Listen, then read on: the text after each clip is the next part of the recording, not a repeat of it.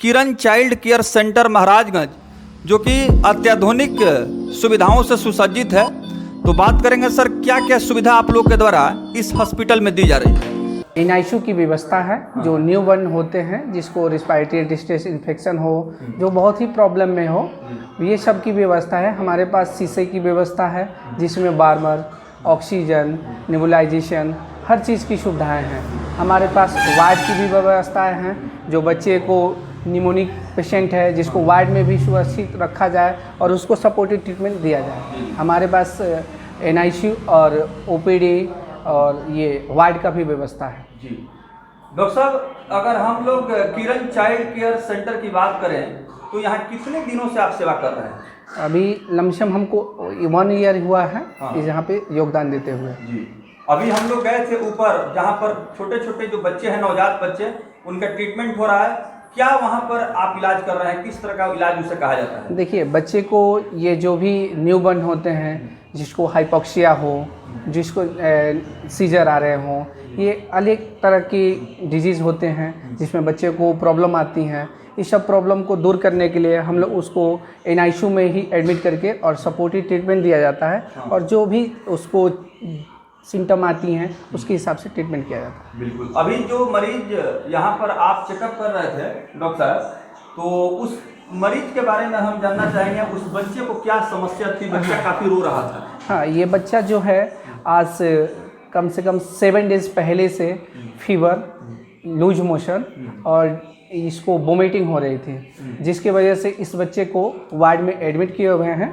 और बच्चे को जो भी सिस्टमेटिक ट्रीटमेंट है उसको दिया जा रहा है। समय का जो सीजन चल रहा है, सीजनली में जो अभी देख रहे हैं, जो फीवर है, बच्चे न्यूमोनिक हैं, काफ़ी खांसी सर्दी से ग्रसित हैं।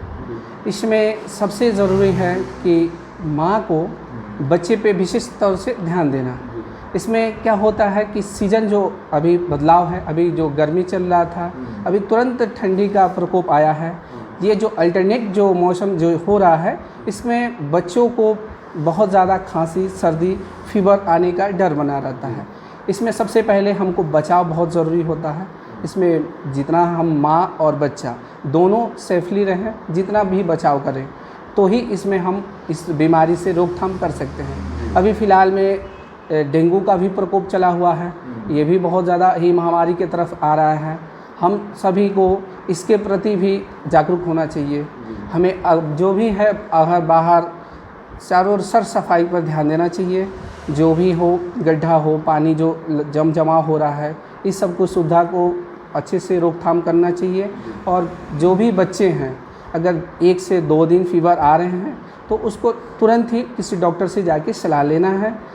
और माँ को इसमें विशेष ध्यान देना है। विशेष ध्यान देने का मतलब ये होता है कि माँ को ब्रेस्ट फीडिंग, जो भी 6 मंथ से, एक जो भी न्यू बर्न होते हैं 6 मंथ तक बच्चे को माँ का ही ब्रेस्ट फीडिंग कराना चाहिए। ठीक है। इसके अलावा गाय भैंस ये सब दूध नहीं देना चाहिए। ये सब देने से बहुत ज़्यादा खांसी सर्दी कफ होने का डर बना रहता है। इसलिए ही बोला जाता है कि माँ का दूध ही ये अमृत के समान होता है, तो माँ का ही फीडिंग कराना चाहिए। ये जो फीवर हैं, फीवर में बच्चे लोग बहुत ज़्यादा देर उसमें टाइम नहीं लगाना चाहिए। जो भी दिक्कत आ रही हैं, खांसी हैं, सर्दी हैं, उसको तुरंत जाके डॉक्टर से सलाह लेनी चाहिए। डॉक्टर साहब, बहुत ही बहुमूल्य सुझाव आप दे रहे हैं। और हेल्थ और हाइजीन प्रिकॉशन की बात की जाए तो इसमें सबसे अहम हो जाता है कि सही समय पर सही डॉक्टर के पास पहुंचना। जी। बहुत सारे ऐसे लोग हैं जो बच्चे को थोड़ा सा सर्दी खांसी बुखार हुआ तो अपने से दवा खरीद करके खिलाते हैं। देखा जाए तो ये हमारे मानने से अच्छा नहीं है, क्योंकि ज़्यादा एंटीबायोटिक का भी यूज़ करना ये बच्चे के लिए हार्मफुल होते हैं। इसलिए उसको किसी अच्छे डॉक्टर से ही दिखा लेने में ही अच्छा ही रहता है। बिल्कुल। डॉक्टर साहब, प्रिकॉशंस को लेकर के, जैसे अगर माइल्ड फीवर है, हल्का बुखार है, या टेम्परेचर बहुत तेज हो जाता है, तो उस परिस्थिति में क्या क्या करना चाहिए जिससे कि बच्चे को थोड़ा रिलीफ मिले। हाँ, ये आप सबसे अच्छा सवाल पूछे हैं। इसमें क्या किया जाता है कि घर पे घरेलू पहले उपचार किया जाता है।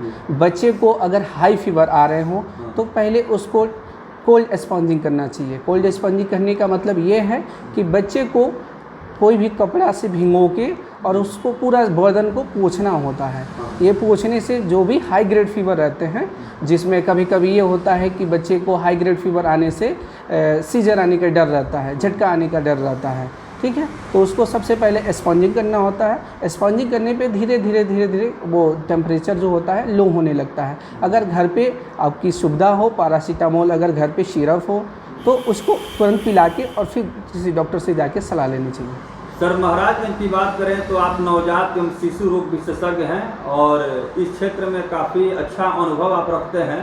अभी जो आपके पास मरीज आ रहे हैं, जो नवजात शिशु या बच्चे आ रहे हैं, उनमें किस तरह की समस्या आ रही है? इसमें जो भी अभी बच्चे आ रहे हैं, अभी खांसी सर्दी की और फीवर की सबसे ज़्यादा ये केसेस मिल रही हैं हमको। और इसमें यही है कि जो सीजन जो बदलाव हुआ है, इसी की वजह से बच्चे लोग में ये सब प्रॉब्लम आ रही हैं। तो सर क्या कुछ कहेंगे, ताकि बहुत सारे लोग हैं जो कि मतलब शहर की तरफ जाते हैं और मैं देख रहा हूँ तमाम सुविधा आप यहाँ दे रहे हैं। हम सभी लोगों से यही अपील करना चाहता हूँ कि जो भी ये शहर की व्यवस्थाएं हैं, ये आपके अपने मार्केट में ही सब उपलब्ध किए हुए हैं, तो एक बार हमको सेवा का मौका ज़रूर दें। अंतिम सवाल सर, चूँकि जागरूकता अभियान पर आप अपनी बात रख रहे हैं, क्या आप चाहते थे कि आप मेडिकल फील्ड में जाएं शुरू से ही? हाँ, ये मेरा पहले से ही ख्वाब था कि मैं मेडिकल फील्ड में जाऊं और लोगों को, जो भी लोग हैं उनका मैं सेवा करूं। इसके जो संस्थापक हैं, जो हॉस्पिटल के किरण चाइल्ड केयर सेंटर के, उनके बारे में 2 शब्द बताइए। हाँ, किरण चाइल्ड केयर सेंटर जो हैं, जो इनके संचालक हैं विशाल सिंह, जो रामगढ़ा के रहने वाले हैं। वो स्वभाव के बहुत ही दयालु और स्वभाव के बहुत ही अच्छे और नेक दिल वाले इंसान हैं। ये बहुत ही अपने नेक कर्म से और ईमानदारी के साथ अपना जो भी काम है उसको निभाते हैं। बहुत बहुत